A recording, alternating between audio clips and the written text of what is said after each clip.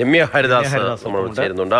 രമ്യ, ഒരുപക്ഷെ ഇത്തരം വിവേചനങ്ങൾ ഉണ്ടാകുമ്പോഴൊക്കെ ചിലരത് അടക്കിപ്പിടിച്ച് ആ വേദനയിൽ ജീവിക്കുകയാണ്. എന്നാൽ അങ്ങനെയല്ല, അതിനെതിരെ ശക്തമായ ഒരു പ്രതികരണം കൊണ്ടുവരണം. ഒരു ആധുനിക മനുഷ്യനായി സമൂഹമായി നമ്മൾ മാറേണ്ടതിന് ഇത്തരം പ്രതികരണങ്ങൾ ആവശ്യമാണ് എന്നുകൂടിയാണ് ചീഫ് സെക്രട്ടറി കൂടി പറഞ്ഞു വെക്കുന്നത്. നമ്മൾ ഒരുപാട് മുന്നോട്ട് പോയെന്ന് പറയുമ്പോഴും നമ്മൾ ഇപ്പോഴും പിന്നാക്കമാണ് എന്നല്ലേ ഇത് കാണുമ്പോൾ നമുക്ക് മനസ്സിലാകുന്നത്?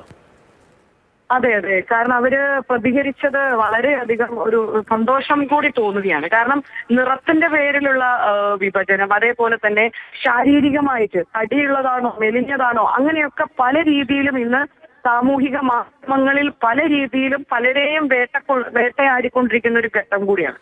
അത് നേരിട്ട് വന്ന് തന്റെ ഒരു ഔദ്യോഗിക കൃത്യനിർവഹണം നടത്തുന്നതിനിടയിൽ വന്നുപോയ ഒരാള് ആ രീതിയിലേക്ക് അതിനെ വ്യാഖ്യാനിച്ചത് ഒട്ടും ശരിയല്ല.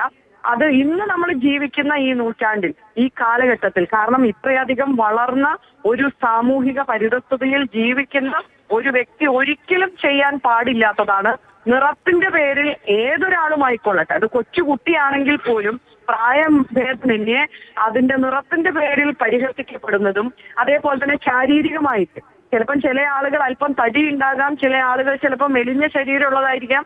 ആ രീതിയിൽ അതിനെ അങ്ങനെ അവഹേളിക്കുന്നത് ഇന്നിന്റെ സമൂഹത്തിൽ ഒരിക്കലും ഉചിതമല്ല എന്നുള്ളത് തന്നെയാണ് അവർ പ്രതികരിച്ചത്. ഈ ഇങ്ങനെയുള്ള വരുന്ന സമയത്ത് പ്രതികരിക്കുക തന്നെയാണ് വേണ്ടത് എന്നുള്ളതാണ് എൻ്റെ ഒരു അഭിപ്രായം. വളരെ നന്ദി ശ്രീ രമ്യ ഹരിദാസ് പ്രതികരിച്ചതിന്.